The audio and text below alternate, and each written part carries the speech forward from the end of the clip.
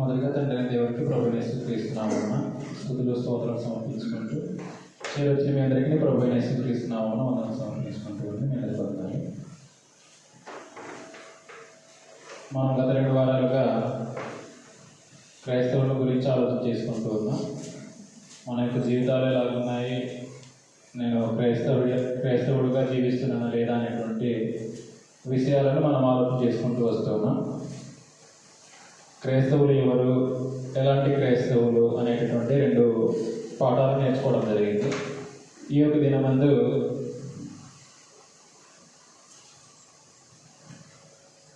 మరొక పాఠాన్ని ఆలోచన చేయడానికి ప్రయత్నం చేద్దాం. యోహాను సువార్త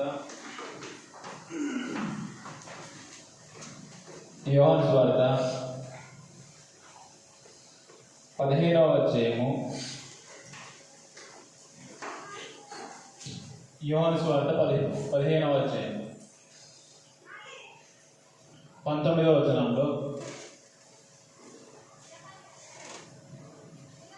యోహాను సువార్త 15వ అధ్యాయము 19వ వచనం 18వ వచనం నుంచి చదువుదాం. 18, 19 లోకము మిమ్మును ద్వేషించిన యెడల మీకంటే ముందుగా నన్ను ద్వేషించునని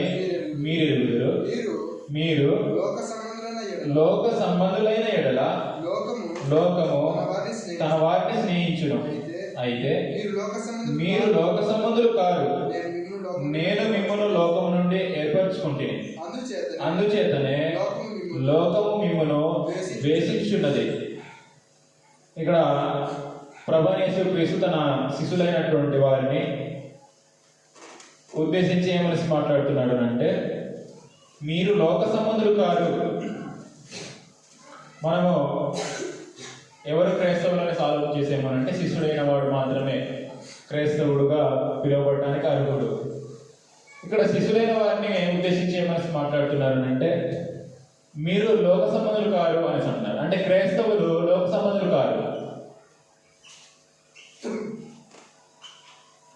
క్రైస్తవులు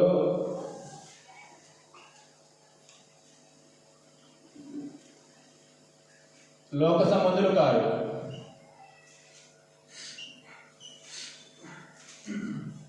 క్రైస్తవులుగా జీవిస్తున్న ప్రతి వారు కూడా లోక సంబంధులు కారు.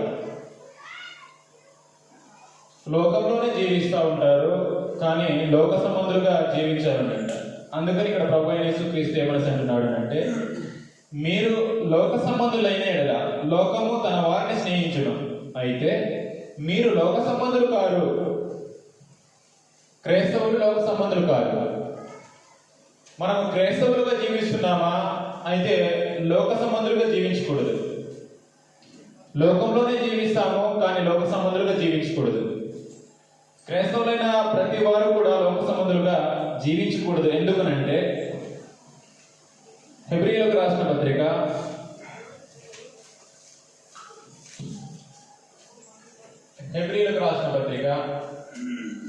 3వ అధ్యాయం 1వ వచనంలో,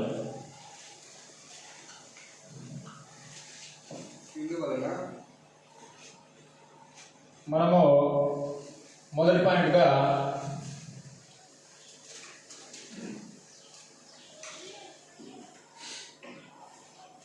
ఎవరు లోక సంబంధులు కారు.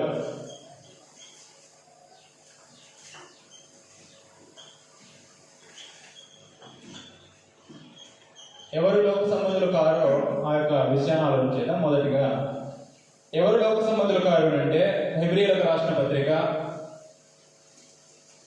3వ అధ్యాయము 1వ వచనంలో, ఇందువలన పరలోక సంబంధమైన పిలుపులో పాలు పొందిన పరిశుద్ధ సహోదరులారా, మనము ఒప్పుకొనిన దానికి అపోస్తలుడును ప్రధాన యాజకుడునైన యేసు మీద లక్ష్యముంచుడు.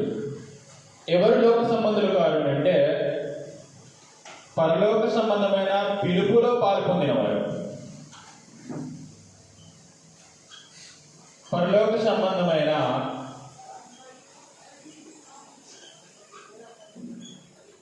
పిలుపులో పాలు పొందినవారు. పాలు పొందిన సహోదరులారా అనేసి మాట్లాడుతున్నాడు. ఇందువలన పరలోక సంబంధమైన పిలుపులో పాల్పొందిన పరిశుద్ధ సహోదరులారా, అంటే పరలోక సంబంధమైన పిలుపులో పాల్పొందిన వారు ఎవరు అంటే పరిశుద్ధులు. ఈ యొక్క పరిశుద్ధులు లోక సంబంధులు కారు. ఎవరు లోక సంబంధులు కారు అంటే ఎవరైతే పరలోక సంబంధమైన పిలుపులో పొంది ఉన్నారో ఆ పిలుపులో పాల్పొందిన వారు ఎవరు అంటే పరిశుద్ధులు. ఆ పరిశుద్ధులు ఈ లోక సంబంధులు కారు. పరలోక సంబంధమైన పిలుపులో పాల్పొందిన వారు లోక సంబంధులు కారు. లోక సంబంధులు కాకుండా తమ యొక్క జీవితాలను కొనసాగిస్తారు. ఆ పరలోక సంబంధమైన పిలుపులో పాల్పొందిన వారు ఎవరనంటే క్రొత్తగా జన్మించిన వారు. యోహాను సువార్త 3వ అధ్యాయము 3వ వచనం నుంచి 6వ వచనం వరకు పరలోక సంబంధమైన పిలుపులో పాల్పొందిన వారు క్రొత్తగా జన్మించిన వారు, క్రొత్త జన్మ పొందిన వారు. యోహాను సువార్త 3వ అధ్యాయం 3వ వచనం నుంచి అందుకు యేసు అతనితో ఒకడు క్రొత్తగా జన్మించితేనే కానీ అతడు దేవుని రాజ్యంలో చూడలేడని మీతో నిశ్చయంగా చెప్పుచున్నాను. అందుకు నికోదేము, ముసలివాడైన మనుషులు ఎలాగ జన్మింపగలడు? రెండవ మారు తల్లి గర్భమందు ప్రవేశించి జన్మింపగలడా అని ఆయన అడుగుగా యేసు ఇట్లా నేను ఒకడు నీటి మూలముగాను ఆత్మ మూలముగాను జన్మించితేనే గాని దేవుని రాజ్యంలో ప్రవేశింపలేడని మీతో నిశ్చయముగా చెప్తున్నాను అనేసి అంటాడు. అంటే క్రొత్తగా జన్మించిన వారు మాత్రమే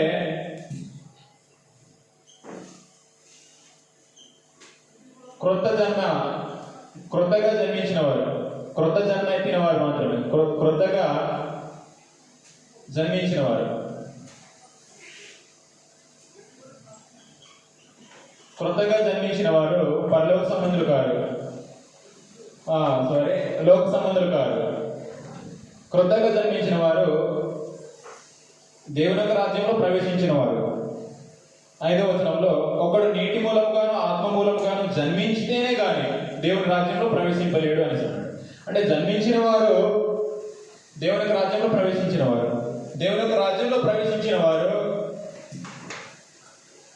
పరలోకమందు కూర్చోబెట్టిన వారు. ఎఫెసీయులకు రాసిన పత్రిక 2వ అధ్యాయము. ఎఫెసీయులకు రాసిన పత్రిక 2వ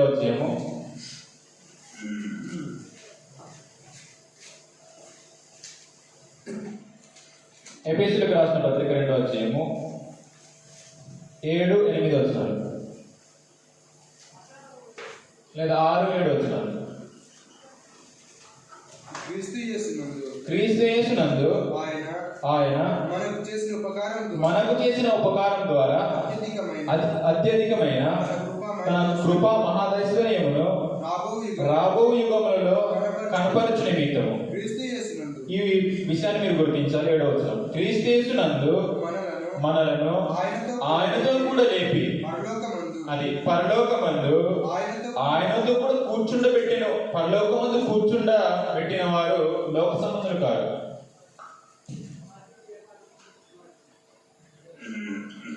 పరలోకమందు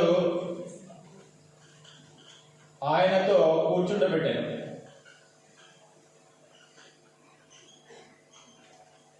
యేసు ప్రభుతో కూర్చుండబెట్టాడు. ఎక్కడనంటే పరలోకమందు అనేసి అన్నాడు. ఆ పరలోకమందు ఎక్కడనంటే దేవుని యొక్క రాజ్యంలో. దేవుని యొక్క రాజ్యంలో ఉన్నవాడు పరలోకమందు చేర్చబడినవాడు. క్రీస్తు యేసునందు మనలను ఆయనతో కూడా లేపి పరలోకమందు ఆయనతో కూడా కూర్చుండబెట్టాను. పరలోక సంబంధమైన పిలుపును పొందిన వారు, కొత్తగా జన్మించిన వారు పరలోకమందు క్రీస్తు ప్రభువుతో కూర్చుండబెట్టిన వారు, అంటే దేవుని యొక్క రాజ్యంలో చేర్చబడిన వారు అని దాని యొక్క అర్థం. మనం ఇంకా మనం లోతుగా ఆలోచన చేసినప్పుడు పరలోక సంబంధమైన పిలుపులో పాల్పొందిన వారు వారి యొక్క పౌరస్థితి ఈ లోకంలో లేదు, పరలోకమందు ఉంది. ఫిలిప్పీయులకు రాసిన పత్రిక 3వ అధ్యాయము ఫిలిప్పీలకు రాసిన పత్రిక 3:20.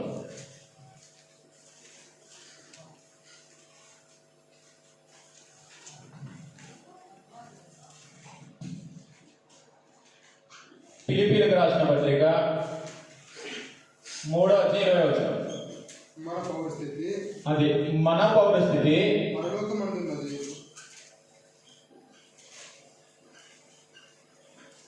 పరలోకమందు ఉంది అంట.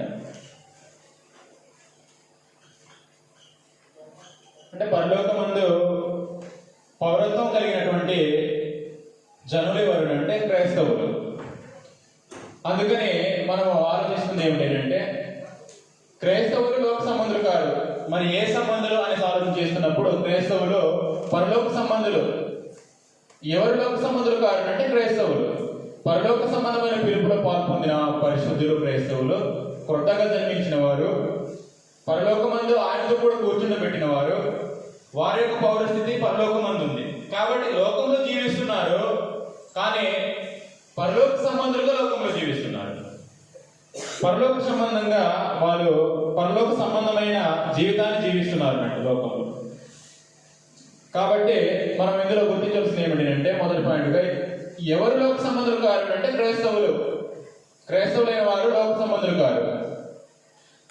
లోక సంబంధులు కారు, పరలోక సంబంధులు అనే విషయాన్ని మనము ఈ యొక్క 4 పాయింట్లుగా మనం ఆలోచన చేసి ఉన్నాం. రెండవది,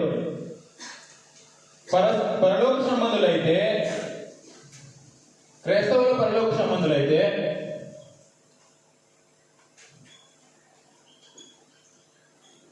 క్రైస్తవులు పరలోక సంబంధులు. క్రైస్తవులు పరలోక సంబంధులైతే వారు వెతకవలసినవేవి?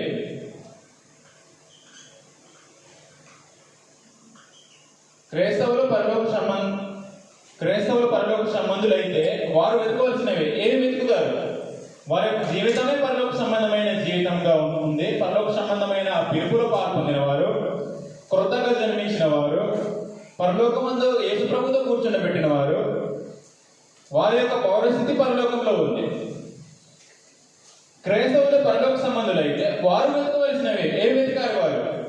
వారు లోకంలో జీవిస్తూ ఏమి వెతకాలి?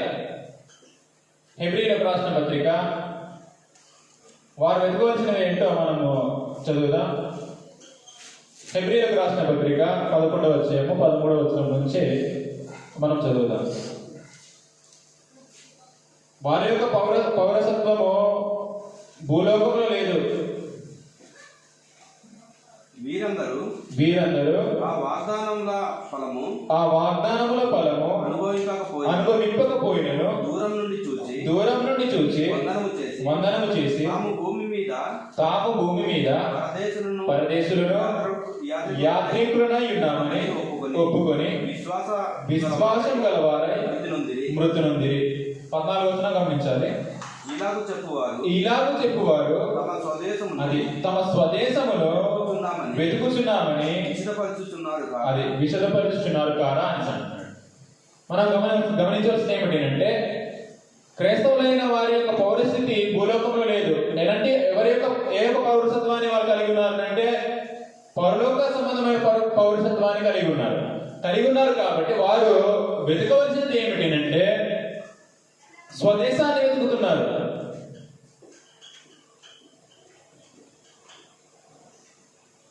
స్వదేశంలో ఏం చేయాలి అంటే వెతకాలి. ఎందుకు స్వదేశాన్ని వెతకాలి అంటే వారి యొక్క పౌరస్థితి భూలోకంది కాదు, పరలోకం వారి యొక్క పౌరస్థితి. వారి యొక్క పౌరసత్వాన్ని పరలోక సంబంధమైన పౌరసత్వాన్ని సంపాదించుకున్న వాళ్ళు తమ యొక్క స్వదేశాన్ని వెతకాలి. ఎవరు వెతుకుతారు అంటే క్రైస్తవులుగా జీవిస్తున్నవారు.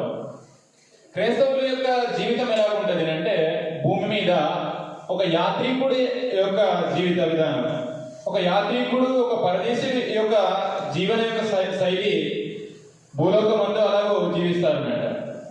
13వ వచనంలో వీరందరూ అంటే విశ్వాసం కలిగినటువంటి ప్రతి వారు కూడా, క్రైస్తవులైన ప్రతి వారు కూడా విశ్వాసం కలిగి జీవిస్తూ ఉంటారు. ఆ విశ్వాసం కలిగి జీవిస్తున్న ప్రతి వారు కూడా భూమి మీద ఎలాగో జీవిస్తారు. ఇక్కడ 13వ వచనం తెలియజేయబడింది. వీరందరూ ఆ వాగ్దాన ఫలం అనుభవింపకపోయినాను. దూరం నుండి చూచి వందనం చేసి మరొక విషయాన్ని ఒప్పుకున్నారు. తాము భూమి మీద పరదేశులము యాత్రికులమునై ఉన్నామని ఒప్పుకొని విశ్వాసం గలవారే మృతి ఉంది. ఇప్పుడు క్రైస్తవులు కూడా భూలోకంలో జీవిస్తున్నారు. కానీ భూలోకంలో వారి యొక్క జీవిత కాలము యాత్ర కాలం మాత్రమే.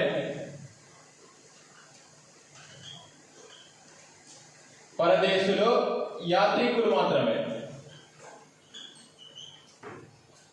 క్రైస్తవులు ప్రతి ఒక్కరు కూడా గుర్తించవలసింది ఏమిటంటే, నేను భూలోకంలో ఒక యాత్రికుడను, ఒక పరదేశిని.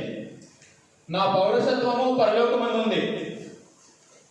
కాబట్టి నేను ఏ దేశం నుంచి వచ్చానో ఆ దేశాన్ని మర్చిపోకుండా స్వదేశానికి వెళ్ళాలి అనేటటువంటి ఒక ఆలోచన కలిగినటువంటి జీవన యొక్క శైలి ఎవరిది అంటే క్రైస్తవులది. 15వ వచనంలో తెలియజేస్తాడు. 15వ వచనంలో వారు ఏ దేశం నుండి వచ్చిరో, వారు ఒక వచ్చిన దేశాన్ని గురించి ఇక్కడ మాట్లాడు. వారు ఏ దేశం నుండి వచ్చిరో ఆ దేశంలో జ్ఞాపకమందు ఉంచుకున్న ఎడల మరలా వెళ్ళుటకు వారికి వీలు కలిగి ఉండును. క్రైస్తవులైన ప్రతి వారు కూడా ఏ దేశం నుంచి వచ్చారో ఆ దేశాన్ని జ్ఞాపకం ఉంచుకోవాలి అంట. ఎందుకు జ్ఞాపకం ఉంచుకోవాలి అంటే, తిరిగి మనము ఆ దేశానికి వెళ్ళాలి. ఏ దేశానికి? స్వదేశానికి వెళ్ళాలి. కాబట్టి స్వదేశానికి వెళ్ళాలి కాబట్టి ఆ దేశాన్ని మర్చిపోకూడదు, జ్ఞాపకం ఉంచుకోవాలి అనే ఒక విషయాన్ని ఇక్కడ మాట్లాడుతున్నాడు. వారు ఏ దేశం నుండి వచ్చారో ఆ దేశంలో జ్ఞాపకం ఉంచుకున్న ఎడల మరలా వెళ్ళడానికి వారికి వీలు కలిగి ఉండును. 16వ వచనంలో ఇంకా క్లియర్గా చెప్పేశాడు. అయితే వారు మరి శ్రేష్టమైన దేశమును అనగా పరలోక సంబంధమైన దేశమును కోరుచున్నారు. అంటే పరలోక సంబంధమైన దేశాన్ని కోరుచున్నారు. స్వదేశము అంటే పరలోక సంబంధమైన దేశము.